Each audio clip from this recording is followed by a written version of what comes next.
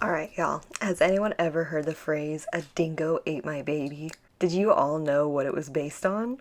I'm gonna go ahead and tell you that I had absolutely no idea the history behind that phrase, and now that I do, it definitely sounds incredibly callous. Hello?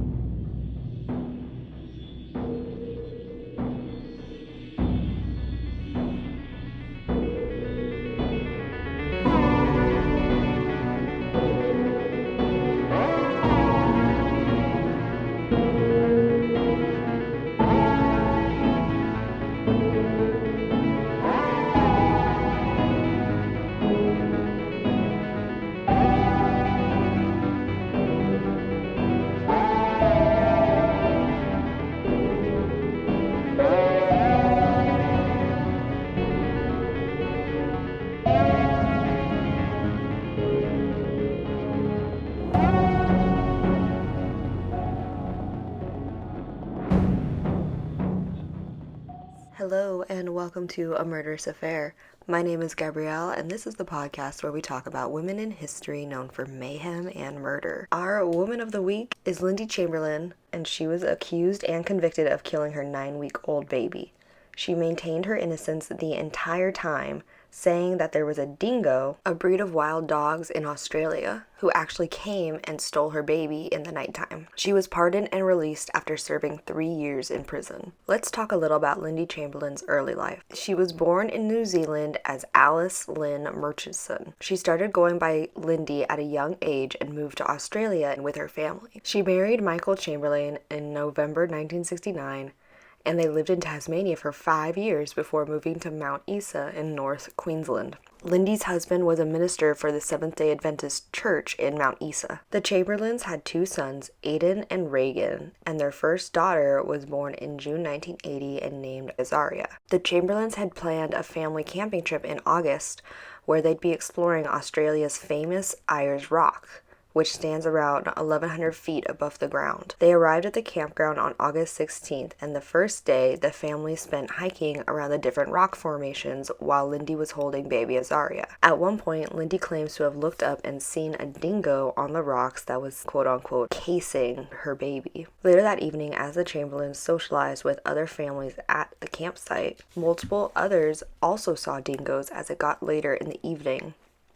One woman, named Sally Lowe, and her husband Greg were among those who were camping in the area that night with their own baby. Sally testified saying that she remembers walking to a trash can to throw some food away and turning around to find that a dingo was actually following a few feet behind her. Lindsay's husband Michael and their son Aidan entertained themselves that night by throwing scraps of food to the dingoes, while Lindy scolded them, saying, quote, "You shouldn't encourage them." Lindy put both Reagan and Azaria asleep in the same tent, and then came back to join the other campers at the barbecue. Around 8 p.m., a baby cried out, and Lindy went back to the tent, only for the shout that soon the entire world would be able to quote, to interrupt the night, quote, my God, the dingo has my baby." Blood was found on the rug of the Chamberlain's tent, and paw prints were tracked away from the tent. The trail itself was hard to follow, but at one point, investigators found a large indent on the ground that had a weave pattern, as if the dingo had laid something on the ground before continuing. Unfortunately, investigators and people on scene were unable to track the dingo's prints from this part of the campground. One camper reported talking to Michael, who hadn't joined in on the search, and who said something that stuck with him. Michael said, quote, "She's probably dead right now," before adding, "I am a minister of the gospel." A massive search of almost 300 people was held, but nothing turned up until August 24th. It was then that Wally Goodwin found Azaria's bloody jumpsuit, shoes, diapers, and singlet that she was wearing. The jacket that she was also reported as wearing was not found. After Azaria is presumed dead, the investigation turned towards the parents, Lindy and Michael. Rumors began spreading, as they tend to do in cases such as this. And one of the most prominent rumors was that Azaria was sacrificed in some kind of religious ceremony. A while before Azaria's death, Lindy had taken her in for a medical checkup, and she had dressed the baby in all black, which actually stuck with the examining doctor, enough to have been curious to look up what the name Azaria means.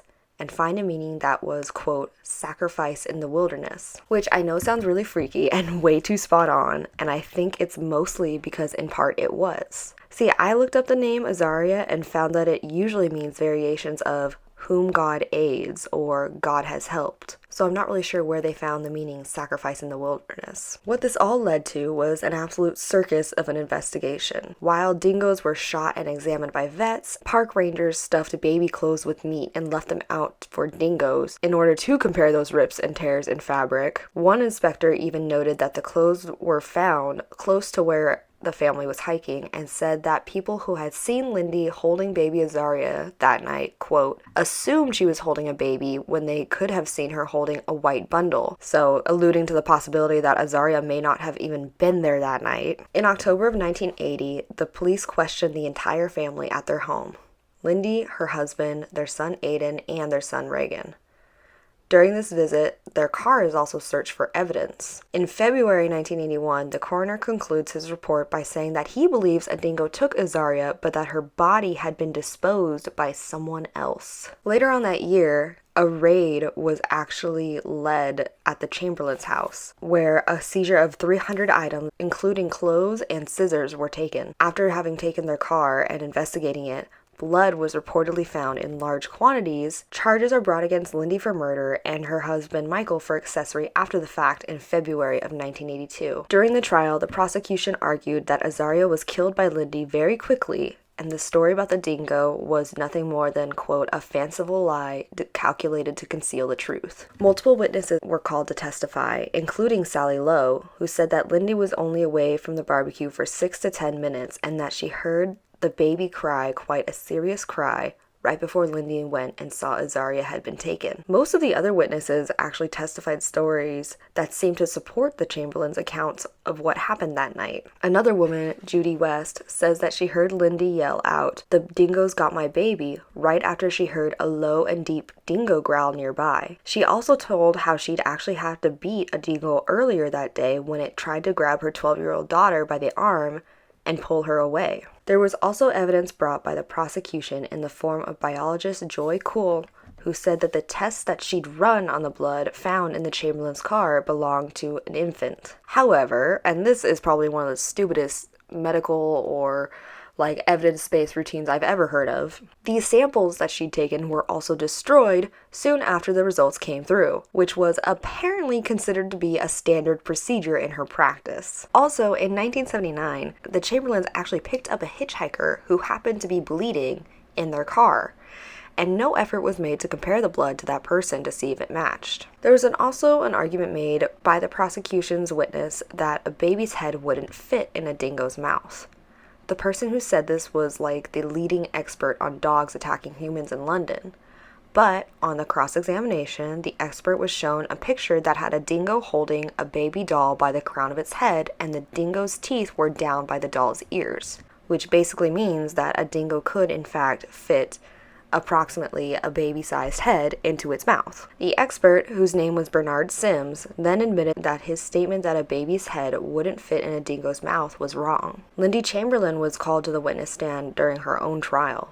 She described what her daughter was wearing, quote, a white knitted jacket with a pale lemon edging, and the cross-examination was less questions and more statements from the prosecution. In fact, one quote was that the prosecution said, "Miss Chamberlain, might I respectfully suggest to you that the whole dingo story is a mere fantasy?" So not even real questions, but just more we've already decided you are the murderer, and don't you think this whole thing sounds ridiculous? At the end of the trial, the jury found Lindy guilty of murder, which came as a surprise to almost everyone. One juror said it ultimately came down to whether or not you believed it was a dingo. Michael was actually also convicted of accessory after the fact, but received a suspended sentence. After the trial, Lindy was granted temporary release while undergoing the appeal process, but her appeal was ultimately rejected not once, but twice. So obviously this story does sound a little bit fanciful. The idea that a dingo came into a tent and stole the baby is one of those situations that you never imagine happening. However, I'm just really curious on how they went from, okay, a dingo stole my baby, to obviously these parents wanted to kill their baby daughter. That just seems like such a big jump to make, with no leading evidence that the parents would ever want to do this to their daughter. I don't know, it's just, the whole situation is very strange. In 1986, a hiker named David Brett fell to his death during an evening climb on Ayers Rock. There was a search for his body, and during that search, the police discovered an area full of dingo layers. And while searching that area,